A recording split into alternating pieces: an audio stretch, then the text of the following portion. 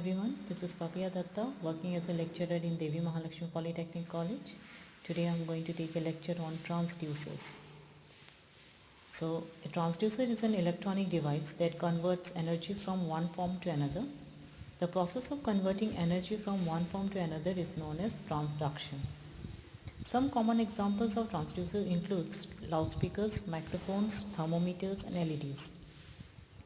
As shown in the figure, electrical transducer will produce an output which has electrical energy. The output of electrical transducer is equivalent to the input which has non-electrical energy. To determine the exact magnitude of physical forces such as temperature and pressure is difficult. But if these physical forces are converted into an electrical signal, then their values can be easily determined using a meter. Now we'll talk about the need of transducer. So it is quite difficult to determine the exact magnitude of the physical forces like temperature, pressure, etc. But if the physical force is converted into an electrical signal, then their value is easily measured with the help of the meter. The transducers convert the physical forces into an electrical signal which can easily be handled and transmitted for measurement. The following are the advantages of converting the physical quantity into an electrical signal. First, the attenuation and amplification of the electrical signals are very easy. Second, the electrical signal produces less friction error. Third, the small power is required for controlling the electrical systems. Fourth, the electrical signals are easily transmitted and processed for measurement. And the fifth, the component used for measuring the electrical signal is very compact and accurate. Now we'll talk about the parts of a transducer. So a transducer consists of two important parts. First one is the sensing element, second is the transduction element. Transducers have other vital parts such as signal processing equipment, amplifiers and power supplies.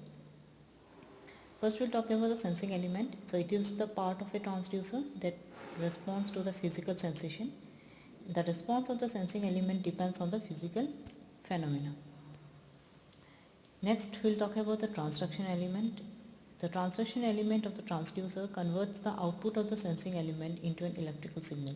The transduction element is also called as the secondary transducer. Now we'll talk about the types of transducer. So transducers are divided into various types. First one is the active and passive. Second is the analog digital. Third is primary secondary. And based on the transduction, it is divided into resistive, capacitive and inductive. And fourth, transducer and inverse transducer. So in up to inductive transducer, it is in your syllabus, but transducer and inverse transducer are not in your syllabus. So first, now let's just take a minute and try to answer these questions. The transducer used for the measurement is of the RR. Which block of instrumentation system transfers the data from one place to another, and electrical signal produces less friction, whether it is true or false.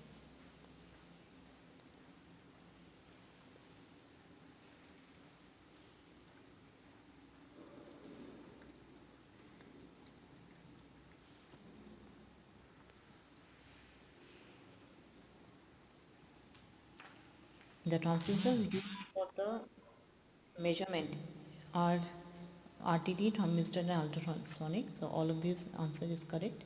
Which block of instrumentation system transfers the data from one place to another? It is signal transmission. And electrical signal produces less friction. This is true. So these are the answers, DBA. Let's just move forward and talk about the types of transducers. The first we'll talk about the primary and secondary transducer.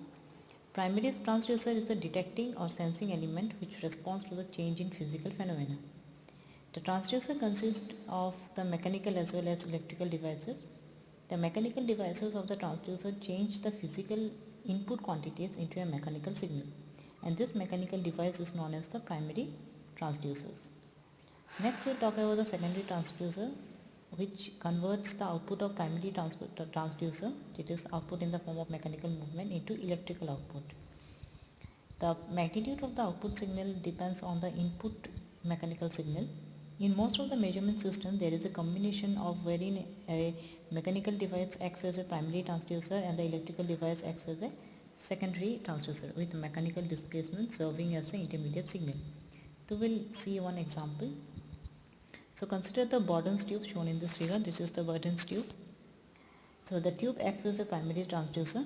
So this is the tube which acts as a primary transducer. It detects the pressure and converts it into a displacement from its free end. Now the displacement of the free ends moves the core of the linear variable displacement transformer. The movement of the core induces the output voltage which is directly proportional to the displacement of the tube free end. Thus the two types of transduction occurs in the Bourdon's tube. First, the pressure is converted into a displacement and then it is converted into the voltage by the help of LVDT. The Bourdon's tube is the primary transducer and LVDT is called the secondary transducer. Now we'll talk about the active and passive transducer. The active transducer doesn't require any power source for their operations. And this transducer work on the principle of energy conversion. They generate an electrical signal that is proportional to the input. The best example of this transducer is a thermocouple. Next we'll talk about the passive transducer, which requires an external power source for their operation. They generate an output in the form of capacitance resistance. Then that has to be converted to an equivalent voltage or current signal. The best example of a passive transducer is a photocell. Now we'll talk about the analog and digital transducer. So an analog transducer converts the physical quantities into an electrical signal that is which is analog in nature. That is, its magnitude is continuous with time. Its output is a continuous function. Examples of analog transducers are the thermistor and thermocouple for temperature measurement, a piezoelectric sensor for pressure measurement, etc. Next we'll talk about the digital transducer. A digital transducer converts a physical quantity into an electrical signal that is digital in nature, that is the output signal is discrete and non-continuous both in magnitude and time. The output signal is in the binary form, that is in the form of ones and zeros, which is called as bits. It is used for interfacing the transducer directly with a microcontroller. Now let's just take a minute and try to answer these questions. Which transducer is known as self-generating transducer? Which type of transducer requires energy to be put into in order to translate changes due to the measurement? And in which type of transducer output signal is in the form of ones and zeros?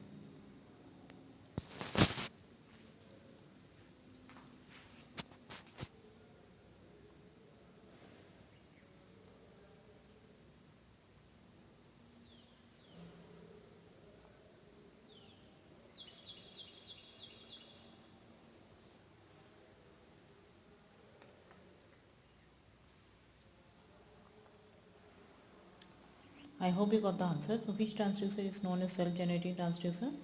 That is a active transducer. Which type of transducer requires energy to be put into in order to translate changes due to the measurement? That is passive transducer.